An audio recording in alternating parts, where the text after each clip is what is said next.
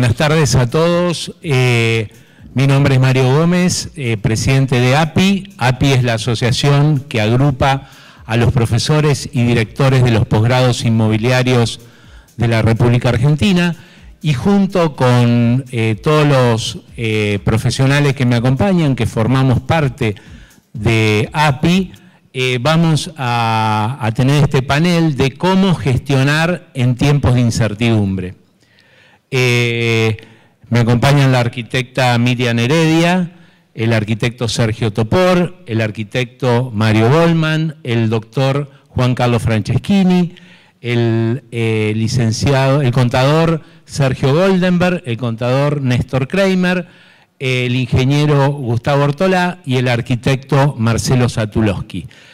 Un poco es compartirles nuestra visión desde la academia. Todos nos dedicamos a la docencia, además de trabajar en algún lugar de la cadena de valor del negocio inmobiliario, compartirles nuestra visión acerca de cómo gestionar en tiempos de incertidumbre, cómo esta situación nos condiciona la forma de encarar los negocios, la forma de organizar los emprendimientos, de financiarlos, de comercializarlos, de construir. Y esto es un poco lo que queremos ofrecer. Así que van a comenzar Miriam y Marcelo dando una visión general de cómo es la situación del mercado, y luego vamos a ir continuando con el resto de los docentes. Muchas gracias. Vamos. Bueno, primero muchas gracias por estar a pesar de la hora, y para charlar un poco de este tema creo que vale primero hacer un par de observaciones o de distinciones. Desde el mundo del management, históricamente se ha hablado siempre que 80% de cualquier negocio, del tipo que sea, depende de variables incontrolables. Pero podemos hacer la diferencia en ese otro 20%. Entonces, si vamos a hablar de incertidumbre, tal vez vale distinguir, por un lado, lo que es objetivo, real, incierto, y por otra parte, lo que es la incertidumbre como una suerte de ansiedad respecto de lo desconocido, o de cierto vértigo respecto del cambio. ¿Qué es lo que pasa? Digo, estamos muy acostumbrados a que los cambios se iban dando con un ritmo tan lento que hasta podíamos tener la ilusión de que el futuro era apenas una extensión del presente. Pero todo esto se empezó a acelerar. Y entonces el mantra de nuestro tiempo, lo único constante es el cambio. Pues bueno, mala noticia, el cambio también cambió. Esto ya no es lo que era, pero más rápido. Esto es una dinámica distinta, es un paradigma totalmente diferente. Este cambio es exponencial. Entonces, para los que les gusta anotar, este es el momento, agarra papel y lápiz, y vamos con 3 claves para leer los tiempos del cambio. ¿Sí? Clave número 1, cambia todo el tiempo en todas partes. Entonces, si todo está vinculado, no intentes entender cada cambio por sí solo. Lee la red. Pero clave número 2, si es un ecosistema, se está retroalimentando todo el tiempo, con lo cual lo que vamos teniendo es una aceleración que lo lleva a este plano exponencial. No sé lo que va a pasar mañana, no sé cómo van a ser las cosas mañana, lo que sí sé es que van a ser distintas a lo que es hoy, y esto ya lo sabemos. Pero clave número 3, no te encandiles. No tecno, decimos habitualmente. El cambio no es la tecnología. El cambio es quiénes somos nosotros con la tecnología. ¿Qué hacemos con la tecnología? ¿Cómo y para qué? El cambio, en definitiva, es de conductas. Y como son conductas colectivas, el cambio es social. Como va decantando en el tiempo, el cambio es cultural. Entonces, clave número 3, siempre, a cada momento, la gente al centro. Ahora sí, una vez que ponemos lo del cambio en claro, vamos al tema de la incertidumbre. Y digo, ¿de cuál incertidumbre hablamos? Que si el dólar, la tasa, la política, la guerra, la pandemia, el yen, el yuan, el euro, el dólar, esas las tuvimos siempre y esas están siempre en constante movimiento. ¿Por qué no ponemos sobre la mesa también las grandes incertidumbres? Digo, hoy tenemos demasiadas cosas, demasiado importantes que no pueden esperar, pero para las cuales no hay una segunda oportunidad. El deterioro ambiental, la brecha social, la urbanización exponencial, la transformación digital. No podemos seguir afrontando los grandes temas del siglo XXI con cabezas del siglo XX, con estructuras del siglo XIX. Sustentabilidad hoy se dice disrupción. Pero entonces, eso era también, como operadores del hábitat, como agentes, como actores del real estate, que empecemos a revisar qué hacemos, cómo y para qué. Y vamos entonces con 3 claves finales. ¿Qué hacemos? Operamos ciudad. Haciendo real estate, hacemos ciudad. ¿Y sabes qué? La ciudad está viva. ¿Y sabes qué? La incertidumbre es parte de la vida. Entonces, punto 1, incorporar la incertidumbre al diseño, al análisis, a la gestión de los negocios. Es un dato más de la realidad. Dejemos de pensar como en una obra de arquitectura, empieza y termina. Es una intervención urbana, empezó y es un proceso continuo. Ahora, punto 2, ¿cómo voy a hacer eso si no sé qué es lo que pasa mañana? Pues bueno, no se trata de adivinar lo que va a pasar mañana. El modo de anticipar futuro es construirlo. Entonces, futuros de diseño. Entonces, diseño de futuros. Construí en línea a esas grandes incertidumbres. Vamos a descarbonizar la cadena de producción, vamos a fortalecer las cadenas de valor, vamos a cambiar la matriz energética, vamos a ocuparnos de una vez por todas del problema del déficit habitacional, vamos a reequilibrar ciudades, a integrar territorios. Ahí están un poco los grandes temas. Y entonces ¿para qué? Si hay algo que no cambia, ahí está el tiempo, ¿eh? Ahí está el tiempo. Si hay algo que no cambia, es quiénes somos. Si hay algo que no cambia, es nuestra propia identidad. Entonces, ¿quiénes somos? ¿Para qué hacemos lo que hacemos?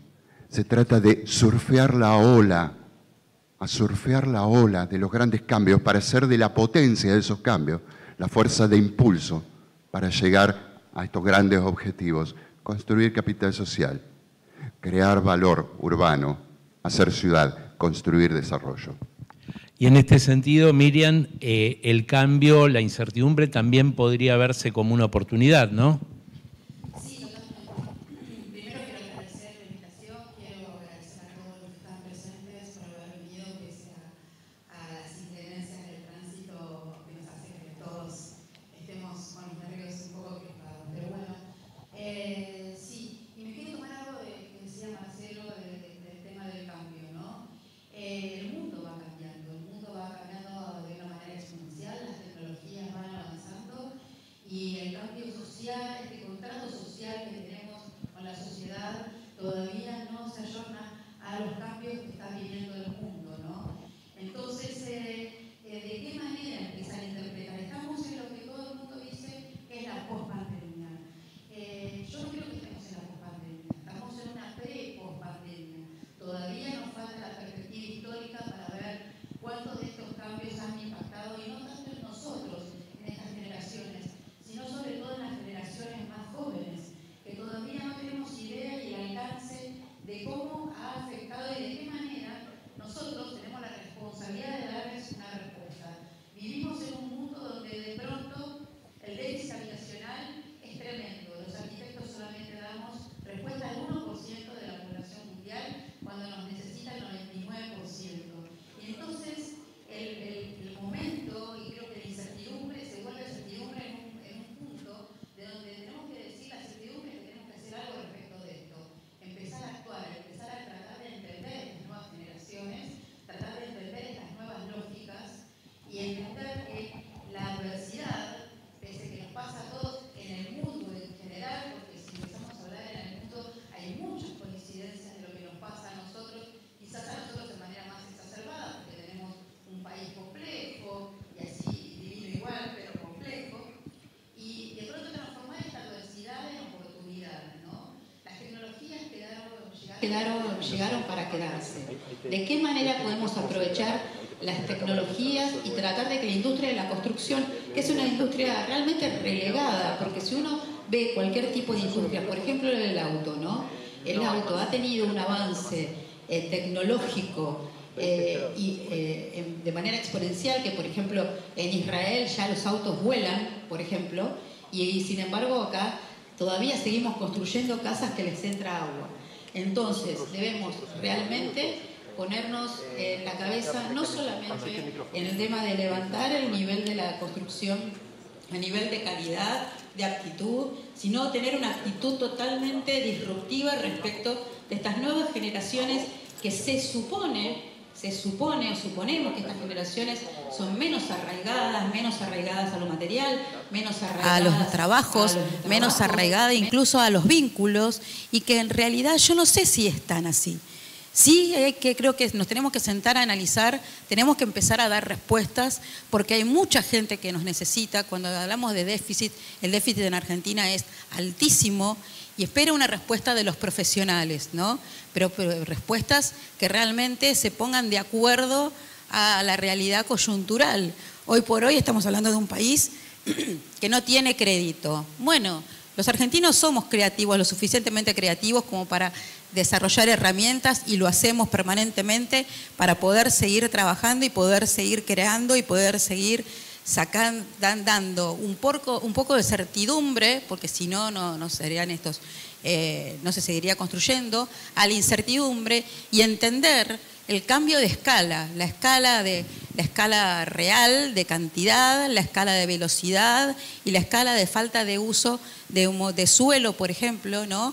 Y cómo ser creativos a la hora de esto. Por eso me parece que en la adversidad es impresionante la capacidad que podemos llegar a tener de ver la oportunidad. Y creo que esta es la oportunidad ideal para poder ser creativos, salir adelante y tratar de abrir nuestras cabezas a nuevas lógicas que ya vinieron para quedarse y que van a crecer mucho más todavía. Muchas gracias. Muchas gracias, Miriam. En línea con lo que decía Miriam de detectar oportunidades en medio de la incertidumbre, de ser creativos, hay sectores que parece que están funcionando en la pospandemia. Una pregunta para Sergio Goldenberg sería si la suburbanización es un fenómeno meramente coyuntural o es algo que vino para quedarse y que realmente vamos a ver mucho más en los próximos años. Bueno, buenas tardes, gracias a todos por venir, gracias Mario, gracias a SIG por el espacio. Bueno, es evidente que el fenómeno de suburbanización fue una característica muy saliente de la pandemia. El tema, como dice bien Mario, es si esto es un fenómeno de coyuntural por la pandemia o si es un fenómeno que llegó para quedarse.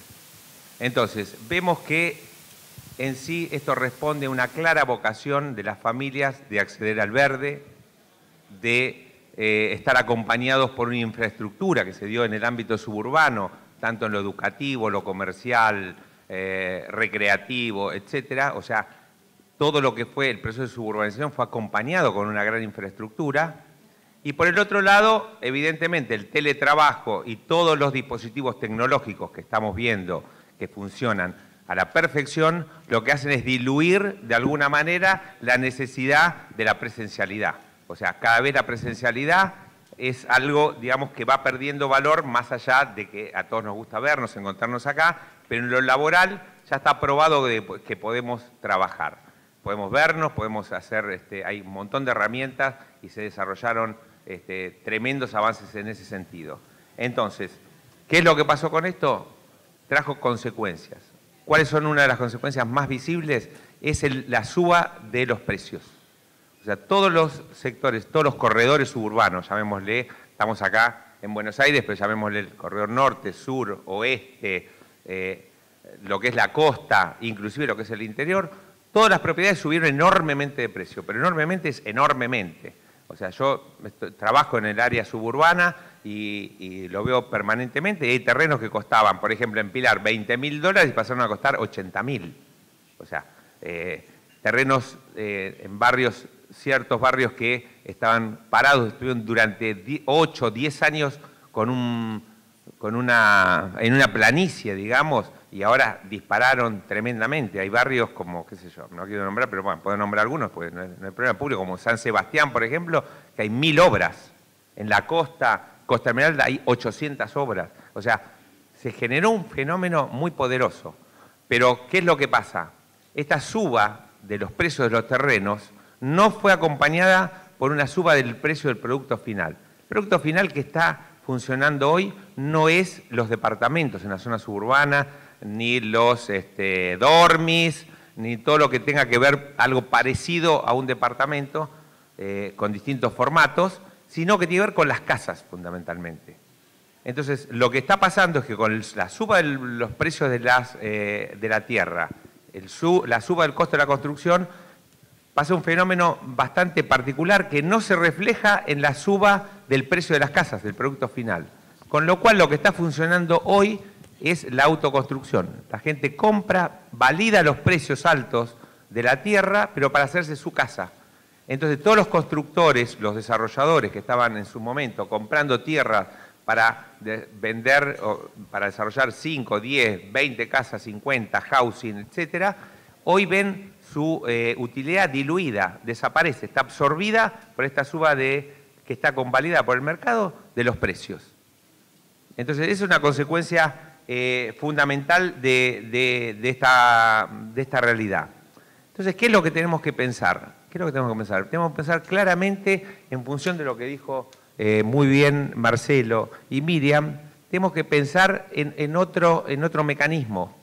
Hay muchas cosas para hacer, pero por un lado hay que hacer el completamiento urbano, porque todos estos corredores necesitan completarse con negocios de cercanía, de todo tipo, educativos, ¿cierto? Si bien creció mucho, creció pero por nodos y ahora hay que darles capilaridad para que cada uno de estos nodos tenga su infraestructura. Y por el otro lado me parece muy importante ya pensar que para poder hacer realmente negocios de desarrollo hay que pensar en nuevos corredores.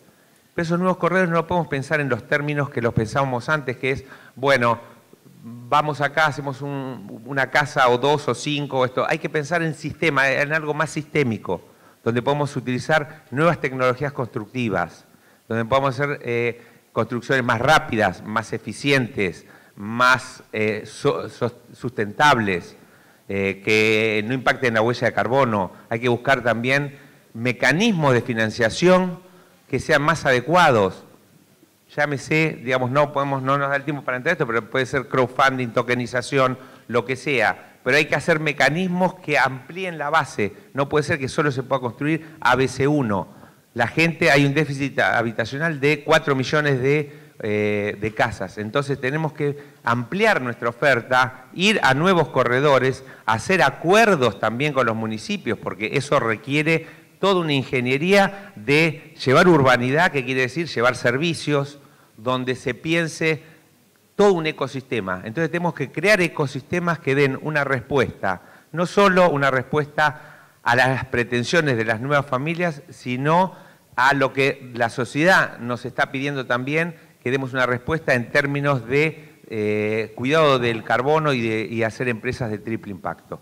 Entonces me parece que es el momento de repensar esto, y en un país complejo como el nuestro, si no juntamos conceptualmente los sistemas constructivos, los lugares específicos, acuerdos con municipios y hacer proyectos sustentables con financiación accesible, me parece que va a ser muy difícil repensar este nuevo desarrollo. Así que bueno, eso es lo que le quería Muchas gracias, Sergio. Y bueno, un poco lo que decía Sergio nos da pie para pensar estos nuevos modelos de negocios que aparecen, pensar por un lado en la oferta, por otro lado en la demanda. Como cualquier mercado, el mercado inmobiliario es el encuentro entre la oferta y la demanda. Entonces, ¿cómo está reaccionando hoy la oferta, Mario Goldman? Ahí tenés un micrófono al lado, ahí. Hola.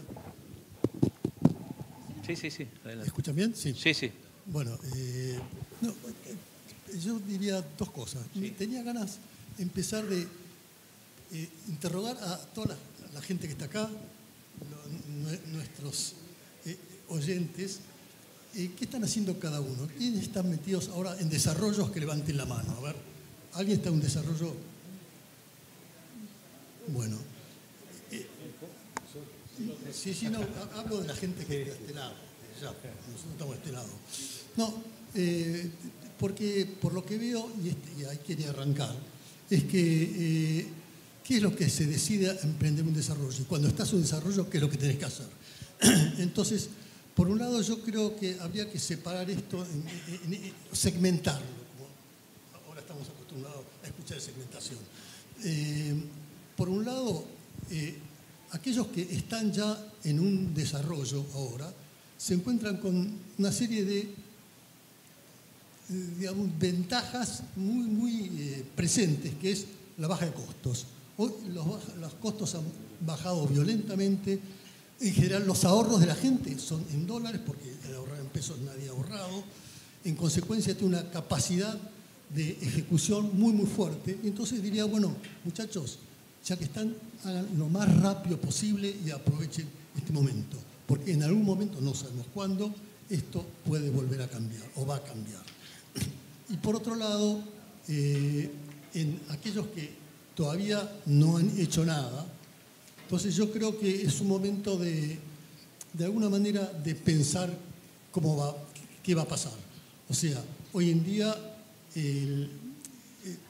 está todo teóricamente barato en términos de costos, pero la tierra se negocia en dólares, no en pesos, no tenemos una moneda. En consecuencia, creo que hay que pensar muy bien de cómo vamos a financiar nosotros esta inversión futura y cuánto tiempo. Y esto quería juntar también lo que habló del tema de la tecnología.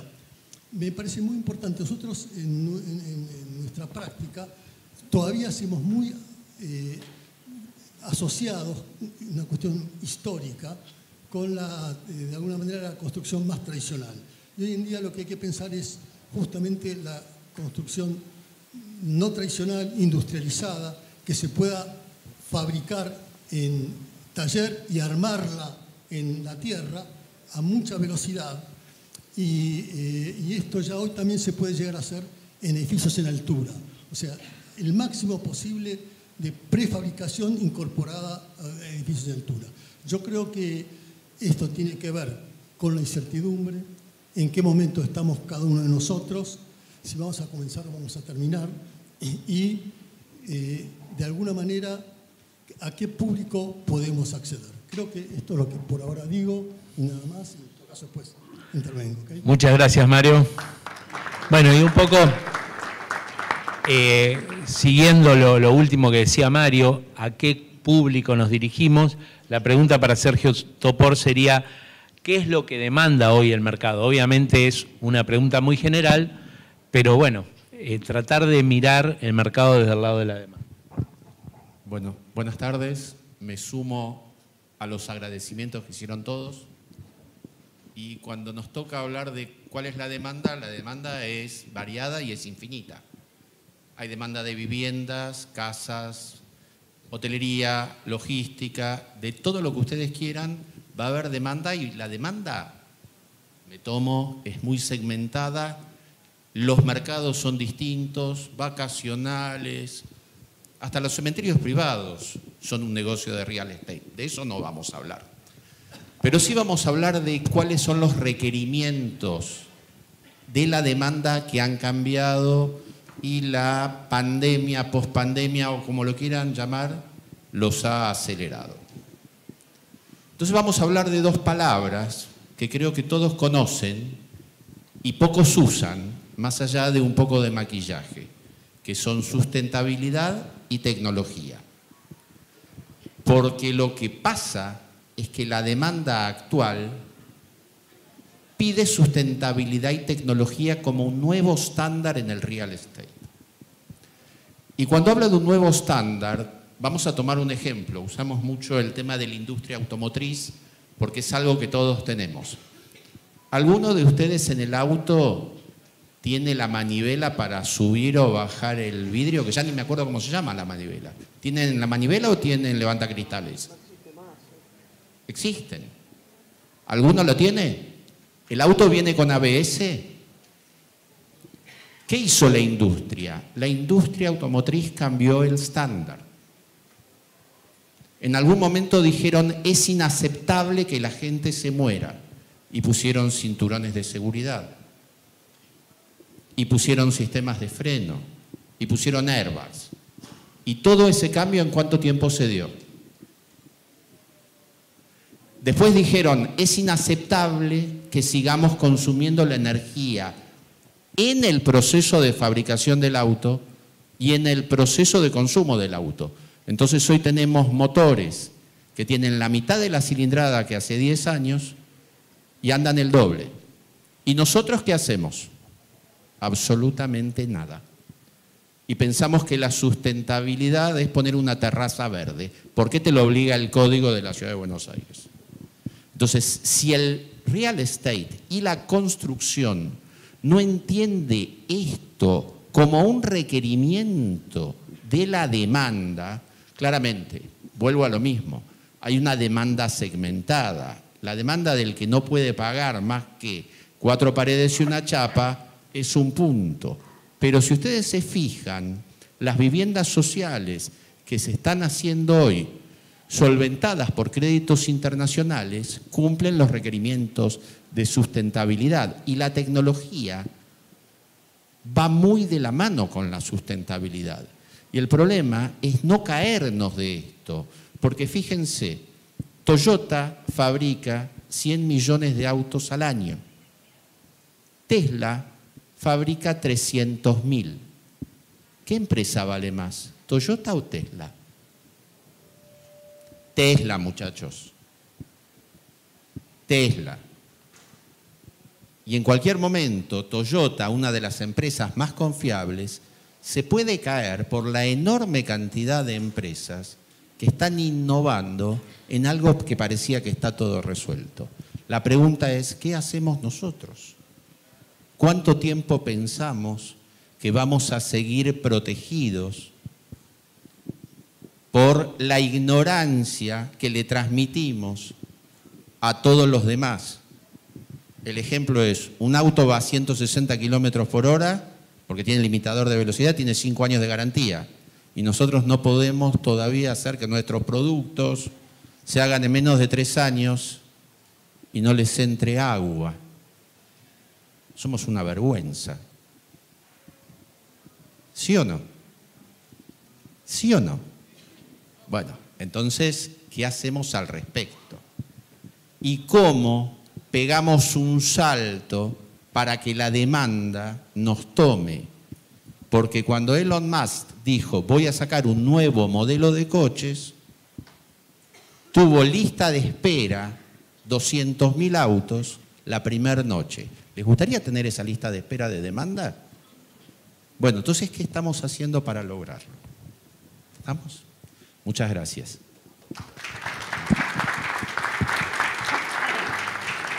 Bueno, Gustavo, la pregunta que te queda es lo último que dijo Sergio. ¿Qué estamos haciendo para lograrlo? Voy por ahí. Hablamos de incertidumbre, hablamos de cambio. Y la pregunta que hago, Mario, es, ¿qué es lo que no cambia cuando todo cambia? Estamos acostumbrados a escuchar, esto cambió, la pandemia.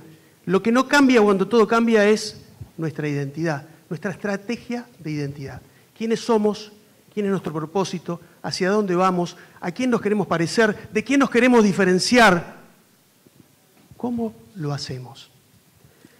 Y ahí me voy a centrar, en el cómo lo hacemos. Y les voy a contar, desde la última Real Estate a hoy, cómo estuve enfocado en mi nuevo cómo lo hago para llevar mi propuesta de valor tipo delivery a este cliente, que cada vez es menos, son menos, ¿sí? Estamos en un mercado de compradores, donde el que define la regla es el comprador. Hay infinita oferta de producto en stock y muy poquitos comprando. ¿Y cómo hacerlo? ¿Cómo hacer para vender cuando pocos están comprando en un entorno de incertidumbre y de cambio? Y la respuesta es, insisto, lo que vengo haciendo hace varios años, que la pandemia potenció y exponenció esas búsquedas, que es la aplicación de la sistematización de los procesos comerciales. Como bien hablan del ejemplo del auto y como ingeniero industrial que soy, he enfrentado el proceso comercial inmobiliario y lo desagregué en 3 subprocesos. La prospección o captación de clientes, la comercialización, nutrición, negociación y cierre, y obviamente la fidelización y el mantenimiento de las relaciones. Y la tecnología en esta sistematización de los procesos comerciales es mi aliado fundamental. La tecnología dinamiza, enhebra todos mis procesos con pequeñas herramientas adaptadas a estas metodologías que me permiten llevar mi propuesta a donde está el cliente, a esa pantalla, a ese público, a ese lugar en un delivery contundente. Cuando pocos están comprando, aprovechando la tecnología, dinamizando mis propuestas para captar público, llego a mucho más gente y logro mejores captaciones. El secreto de la venta es una buena captación. Utilizo la tecnología Evergreen, que funciona 24 horas, todo el tiempo, con esas herramientas simples. Soy un veterano de guerra y sin embargo no soy nativo digital y sin embargo utilizo la tecnología para captar clientes vendedores y compradores. Zuckerberg, los CRMs, cada una de las etapas del proceso comercial tiene una herramienta o varias tecnológicas para dinamizarnos, no para reemplazarnos. Y por último, sistematización, tecnología y una herramienta fundamental en este mundo de cambios, que es la aplicación de la marca personal. La gente busca gente, la demanda busca personas. Y si le ponemos cara, rostro, identidad, estrategias de identidad, como hablaba al principio, a nuestra propuesta de valor, le vamos a llegar mucho más fácil a la gente. Marca personal, tecnología, sistematización, las claves para llegarle al cliente post pandemia. Muchas gracias, Gustavo. Bueno, y sin lugar a dudas, la industria inmobiliaria se está convirtiendo cada vez más en todo el mundo en una industria financiera, y la parte financiera es como el lubricante que necesita el motor de la industria inmobiliaria, ya que todos hablan de temas de autos. Entonces, bueno, la idea es que Néstor nos comparta su experiencia y nos cuente un poquito cómo está funcionando en este mundo de incertidumbre y de cambios el tema financiero, qué nuevas herramientas, qué es lo que funciona, qué es lo que viene. No tengo la menor idea. Muy bueno, damos por finalizar. A ver, cuando nos presentaste y con Sergio compartimos el título académico, dijiste contador. A mucha honra. Sí, pero ya está en tono sepia. Muy viejo. Tono sepia porque hoy nos tenemos que definir como exploradores. Y hoy hay que hacer, preparen fuego, apunten. Este es el nuevo orden, porque la verdad nadie tiene la más pálida idea de cómo van a ser las nuevas herramientas de negocio. Y se supone que estamos acá arriba para decirles por dónde viene la mano. No tenemos la menor idea. Hay que descubrirlas y hay que fabricarlas. Y uno se siente como un hacedor. Siempre contamos los éxitos. ¿Y por qué cojeas? Bueno, algunos no me salieron tan bien. Y estas son las heridas de guerra que nos hacen evolucionar y decir, el cambio somos nosotros. Y además, el responsable de nuestra mediocridad tiene la mala costumbre de saludarme a la mañana en el espejo del baño. Y tenemos que asumir que somos nosotros, y no hay otra. Y lo que hoy tenemos es una fantástica oportunidad para apropiarnos de objetos de conocimiento en donde, voy a decir algo que por ahí suena medio descolgado, tenemos una herida narcisista, diría un psicólogo. ¿Por qué? Porque aquello que nos instituía con la identidad que decía Gustavo, hoy no nos alcanza. Y se ha precarizado nuestra capacidad de crear valor. Y nos duele el ego, porque antes esto a mí me daba entidad. Es más, yo le pregunto a todos ustedes, y el 95%, si tienen algún tipo de estudio o título, no importa en qué nivel académico, se va a definir con el título. No se va a definir, soy una persona exploradora de nuevas tecnologías, a ver cómo hago para sobrevivir, porque la que hasta ahora hice ya no me rinde. Y cuando uno se define como abogado, como contador, acaba de matar las infinitas posibilidades que podría llegar a ser si sale de esa cápsula y jaula mental en la que todos nos ubicamos porque nos daba alimento al ego, sobre todo a mi mamá, cuando me recibí. Casi era dentista como mi viejo. Acá me ven. Y los golpes de la vida te hacen refugiarte en la trinchera de tu título académico porque no soportás decir no sé cómo vivir en este mundo incierto. Y todas mis fórmulas no están resultando, se están precarizando mis ingresos, la inflación me está haciendo pelota, socorro. Y este grito de socorro en realidad es, como lo dije en la charla anterior, una huida hacia adelante donde con simplemente una ducha de inconsciencia a la mañana, empezar a indagar terrenos que por ahora no son ajenos y es protegerse con esta ingenuidad que pedía hoy también, no traten de encastrar lo nuevo en lo viejo porque no entra. Y aprender a navegar aguas de incertidumbre, porque la herramienta financiera hoy, atendiendo a la pregunta puntual de Mario, es cómo inventamos guita. No sé si fue claro. Para inventar guita no es por los canales tradicionales, porque no está funcionando. Entregate, estás rodeado. No funciona. Por eso hay que crear nuevos caminos, por eso quédense con lo que a mí me pasó en lo personal cuando escuché al CEO de 3M. ¿Se acuerdan de la empresa 3M? Que en su momento fue la máxima en innovación en el mundo, por una sencilla razón. El CEO de 3M podía mantener en su puesto si el 20% de la facturación mundial de la corporación provenía de productos o servicios que 5 años antes no existían. Motivado por la necesidad, se transformó en la compañía más innovadora. Mi pregunta es, ¿cuál es el desafío de innovación que como carrera personal ustedes se plantean? ¿Se refugian en lo que saben? Si se refugian en lo que saben, perdón lo que voy a decir, están muertos. Simplemente no los han notificado aún. Porque lo que saben ya no aplica. Por eso lo de contador y cómo me impactó de tono sepia el título, ¿no? Entonces yo los invito a que se desafíen a sí mismos y se pongan a estudiar, que les pique el bichito por donde les gusta picar, porque todo el mundo dice, ¿qué puedo leer para entender de criptoeconomía? ¿Qué sé yo? Es una tabla de múltiple entrada. Empezá a mirar videos, abierto y receptivo a las preguntas que al respecto me quieran hacer por las redes, pero desafíense a estar leyendo cosas que no entiendan nada. Y de a poquito, como dije hoy también, van a empezar a entender. Entonces, las finanzas están dando una oportunidad porque hay mucho dinero, pero en pequeñas cantidades. Hay mucha gente que no sabe qué invertir y somos la excelencia de refugio de inversor para el latino, y amplió el mapa a Sudamérica. ¿Y qué otra cosa que ladrillos? ¿Y cómo hago para? Y eso inevitablemente impacta por lo que es mi circunstancia, donde yo hace 3 años no sabía nada de lo que hablé hoy. Sí tenía criptomonedas, pero hace 3 años no sabía nada. Entonces, mientras mis amigos contaban las series de Netflix que vieron en la pandemia, yo estaba diciendo, ¿de qué carajo están hablando esto de la blockchain? No entiendo nada. Y un día empezás a entender, y un día se te ocurren cosas, y al otro día te entusiasmas, y al cuarto día el sueño es una molesta interrupción en tus proyectos. Y esto es lo que me parece que ustedes tienen que hacer, aceptar humildemente que lo que saben no sirve.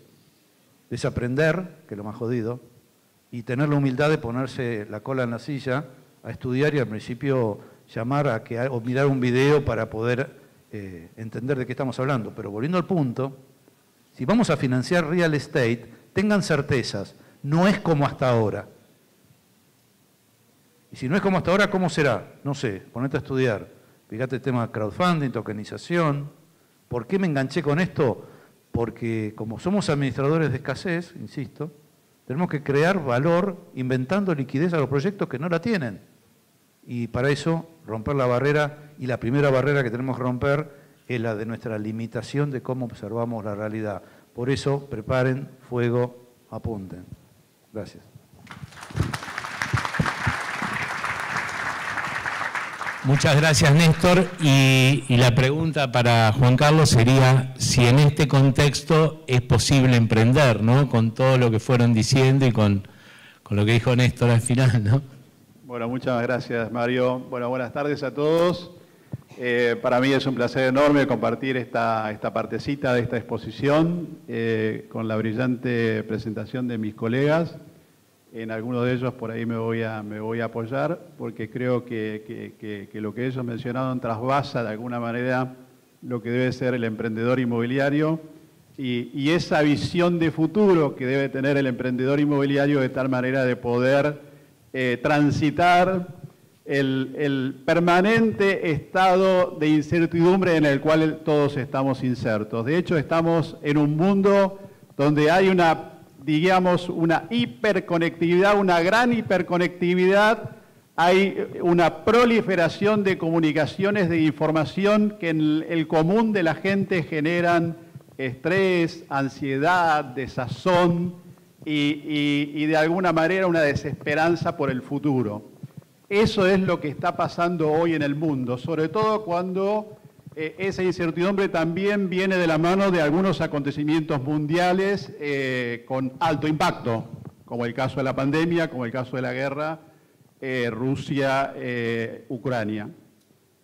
Pero, a decir verdad, los emprendedores inmobiliarios, yendo a la tributa esencial que ellos deben tener en esta mirada del mañana, en esta mirada del futuro, en lo que decía que tienen que tener una visión de futuro que oriente sus decisiones de inversión, sus decisiones de negocios, sus decisiones de proyectos particularmente, en donde por un lado tienen que tener el ojo y la vista puesta en el día a día, pero también, como decía, una visión de ese futuro. Y por lo tanto, en este sentido, hay una condición necesaria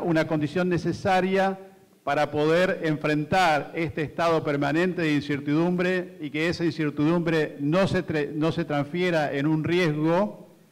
Y en esto por ahí seguramente ustedes saben la diferencia entre riesgo e incertidumbre, pero creo que en el fondo, cuando estamos en presencia de una gran incertidumbre, las decisiones comunes y globales del público pueden llegar a producir de alguna manera riesgos, particularmente en el segmento o en el sector del mercado inmobiliario de desarrollo, porque hay veces que, como bien mencioné antes, al principio, estado de incertidumbre global o general a veces paraliza al público, paraliza la demanda y por lo tanto eso se puede ser traducido en la savia más importante que tienen los emprendimientos inmobiliarios, que es justamente la demanda y de alguna manera traducido al negocio que es el dinero, como bien decía allí Néstor.